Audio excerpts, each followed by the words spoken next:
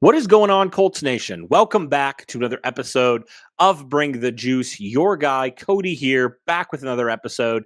And guys, in today's episode, we are going to be discussing, in my opinion, the top five sleeper players for the Indianapolis Colts in 2022. Now, if you're curious, okay, what qualifies as a sleeper? I feel like these are guys that are not really being talked about as guys that are going to be potentially major contributors for the Indianapolis Colts in 2022, but I would not be surprised at all if these players have a big impact. We look at the end of the season, we say, wow, these guys, nobody expected them to have this impact, but they were actually pretty key contributors to this roster in 2022 and their successes. So, guys, there could be a ton of guys that I could put on this list. I feel like the Colts are full of just sleeper guys everywhere, but I narrowed it down to top five, in my opinion, in no particular order, of course, although I do have a number one, and we'll see what you guys think about my number one. But the way I'm going to do it, guys, I'm not going to necessarily say number five, number four, so on and so forth. I'm actually just going to go from all the way from offense, all the way working my way to the defense. A lot of these guys are actually defensive players, but I have three guys that I want to talk about that I'm going to name honorable mentions right outside of the top five for me, but I think they certainly could be qualified as sleepers as well. Those three players to me, I think Jelani Woods is a guy that definitely is going to be a sleeper. He has sleeper all over him as well. I think Paris Campbell does as well. I think the last guy for me is Michael Strawn. So the reason why I think they just missed out, because I think there's a little bit more expectations for every one of these guys. Maybe not Paris Campbell because of the injury and you just can't rely on him, but I think the other two guys certainly. Jelani Woods, I think there's high expectations for him. And I think Mike Strawn, there's a little bit more expectation for him because of the hype last offseason as opposed to the other wide receiver I have on this list. So guys, let's move into my top five players in no particular order, of course, except for number one. All right, let's start here with mentioning another wide receiver, Desmond Patman, who actually has had a really good spring so far, right? He's had really good OTAs, has really good mini camp. He's had some nice connection with Matt Ryan, and he's run with the first team offense. And guys, he had some nice moments last year. The hype was all around Mike Strawn, obviously for good reason. He had a really good preseason, had a really good training camp. But at the end of the day, when you look at the stats, I know the stats aren't really like huge, but Desmond Patman had a bigger impact on the team last year quietly than a Michael Strawn did. Desmond Patman, obviously, we all know the big highlight catch he had in the Arizona game, but I thought he had a few nice moments last year, especially with how limited this Colts passing offense was. I think Desmond Patman made the most of his opportunities. And so right now, guys, honestly, I could say wide receiver 3 on. The competition is wide open for a guy like Desmond Patman to potentially take it. Now, there's going to be a lot of guys obviously vying for this spot. There's going to be guys like Mike Strawn, I mentioned. There's going to be Ashton Doolin. There's going to be Paris Campbell. So many other guys you could mention, DeMichael Harris, Kiki Kuti. The list goes on and on. But I think Desmond Patman has a really good shot, and it seems like he has had a nice year number 3 starting off here in the spring. So I would say don't be surprised at all if at the end of the season you say, wow, Desmond Patman, nobody really expected him to do what he's done, but he actually was a pretty decent contributor to this team. So all that to say, it is at the end of the day, borderline starter, second string type of role for him, but I do think he has a chance to contribute in some form, and I think a lot of people aren't really expecting a ton out of him. So that's why he makes my list right over Mike Strawn, just barely. I could go either way, but I think Strawn's a little bit more hype still than a Desmond Patman, so that's why he makes my list as the first sleeper. All right, another sleeper that I want to kind of talk about, guys. I think also staying with the offense, Bernhard Raimann has a good chance to potentially be a guy that could be a sleeper for this team. And the reason I say that is because we sometimes can forget how good of a player Bernhard Raimann was last year in college for Central Michigan. He was really, really good at left tackle, right? And the competition, obviously, with Matt Pryor is going to be fierce in training camp. Matt Pryor might actually end up being the starter in week 1. I wouldn't be surprised at all. But I will say this, if Bernhard Raimann wins the job, I honestly have a lot of confidence in him based off of his tape from last year that he's going to be a really, really good left tackle this year for the Colts. I think he has a potential opportunity, guys, if he doesn't, necessarily start week 1, to kind of have maybe a similar season to what Braden Smith had his rookie year, where maybe some stuff happens, maybe either Pryor gets injured or Pryor has to go fill in another role. Bernard Ryman's out there, in a couple weeks into his rookie year, and he doesn't relinquish that job because he's playing so great. I think that could potentially happen. And I think a lot of people kind of have forgotten about Bernard Ryman a little bit, but I think he has a chance, certainly, to be one of the better value picks in this draft. I personally felt like when the Colts drafted him in that third round, somehow he fell all the way. I was like, I think that's one of the best, if not the best value pick in this draft. So I think Bernard Ryman certainly has an opportunity to do that really, really early into this season. And I would say, just like I said with Desmond Patman, wouldn't be surprised at all if we look up and we say, wow, this guy actually had a big impact.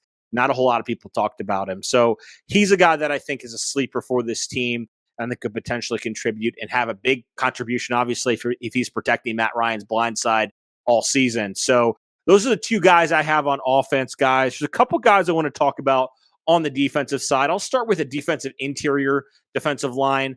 These three guys are all on the defensive line, ironically. But I really feel like we need to talk about Curtis Brooks because, in my opinion, he is severely slept on. Considering what he was able to do in college with Cincinnati, being the team captain on that defense that was really good last year for the Cincinnati Bearcats, and there's a big reason why they were in the Final Four to begin with. I really think overall we could potentially see, I don't think he's going to start, but Curtis Brooks could be a really, really effective guy, situational pass rusher in certain situations, right? He could be a nice guy off the bench on that defensive line. It's still kind of baffling to me, guys, that somehow, some way, he fell all the way to day 3. Considering the production versus where he was drafted, they just don't quite line up, right? And I know a lot of people have said, well, it's because of the size, but I just think that's kind of silly because it's not like Curtis Brooks is 250, right? He's all of 280, 290. So he's a little bit undersized, but I didn't feel like it would be that much to make him drop all the way to the 6th round, right? So I think that's another steal. I think that was one of the biggest steals in day 3 for the Colts. So I'm excited to see Curtis Brooks. I mean, he's just got that dog mentality, man. I really feel like people are sleeping on him, and I think a lot of teams are going to regret passing up on Curtis Brooks at the end of the season and in the next couple of years. So we'll see what happens here in year number 1, but all I'm saying is do not sleep on Curtis Brooks. I think a lot of people are. All right, moving over to defensive end. There's 2 guys on defensive end. Let's start with the first guy, the guy that's been with the Colts a little bit longer. That's Tyquan Lewis, 2018 second-round pick. Seems like, guys, every year Tyquan Lewis is getting a little bit better. Well, he's never been, necessarily a sack guy, right? He's always been a solid player. It feels like he's only improving. Like last year, it felt like, oh, wow, Tyquan Lewis is really coming into his own, right? He's really, really becoming a great player for this team. And obviously the injury happens. He blows out his knee in that Tennessee game. Season's over. And you're just like, man, that was such a blow. And you saw when Tyquan Lewis was out, guys, this Colts defensive line and this defense in general, they suffered for it. So a lot of people, are so hyped, and rightfully so, with Yannick Ngakoue, with Kwity Paye. But I think Tyquan Lewis is going to get a lot of snaps too. I wouldn't be surprised at all if Tyquan Lewis puts some of the most snaps on defense this year, if he's healthy, of course, because he is a very effective player. And he's a 3-down player too, which you'd love to see. So all I'm saying is, guys, don't sleep on Tyquan Lewis. I think a lot of people are.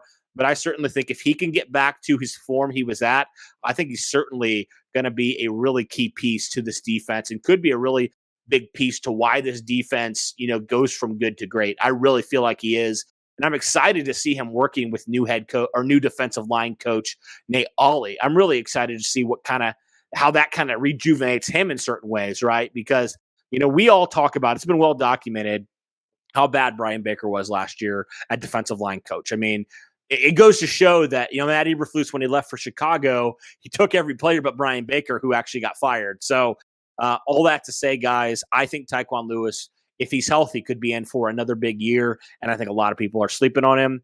And I think the number 1 guy for me has to be Dayo Adangbo, simply because the raw physical tools for Dayo Adangbo are off the charts, guys. I mean, this dude is longer than DeForest Buckner. He didn't have a full season last year. He came in mid-season, kind of, suffered forward a little bit, but at least he got his feet wet a little bit. But he just wasn't that effective. He wasn't 100%. He has said as much. But I think now that he's starting to get a full offseason with OTAs, mini camp, soon training camp, preseason, all those things. I think Dayo Odangbo could potentially be in for a big year wherever he plays. And I think he can play just about anywhere because he got the size to play anywhere and he's got the speed to play anywhere.